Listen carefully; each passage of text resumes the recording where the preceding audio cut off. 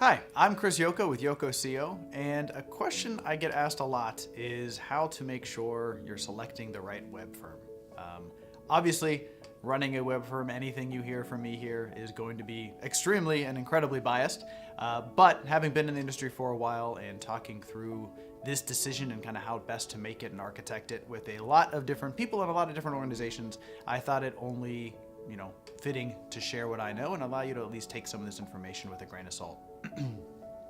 One of the main things we try to keep in mind whenever we're working with any organization is understanding that there is such a thing as institutional inertia.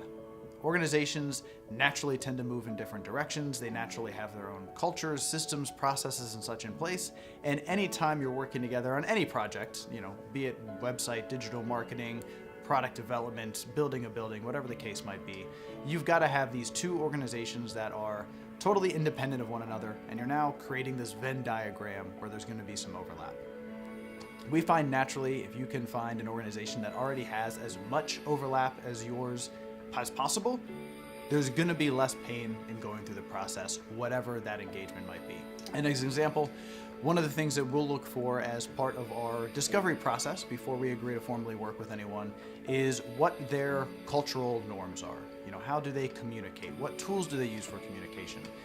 A lot of firms will try to force you into whatever their ecosystem is.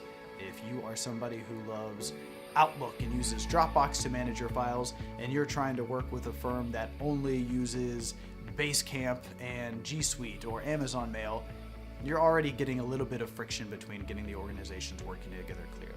So one of those first things you can do is just see how aligned and overlapping your various cultures and infrastructure are. Another major component that we take into consideration is, of course, the fact that you're working with other people. So getting to know the other people that you're going to be working with and feeling like you can get along with them. Even a couple of meetings, you tend to begin to feel that out pretty quickly. And finally, taking a look at the mission, the philosophy behind the organization. If you are well aligned and you are all aiming to achieve the same thing in terms of your big picture organizational or even personal objectives, you're more likely to work together on the little stuff. For example, if your organization really aims to create a more sustainable alternative to the industry you're in, and the vendors and partners you work with that support you are also very highly interested in sustainability and reducing climate change, you're going to find that's a much more attractive, fluid, easy-moving process and engagement than if you're working somebody whose only real interest is completing the project.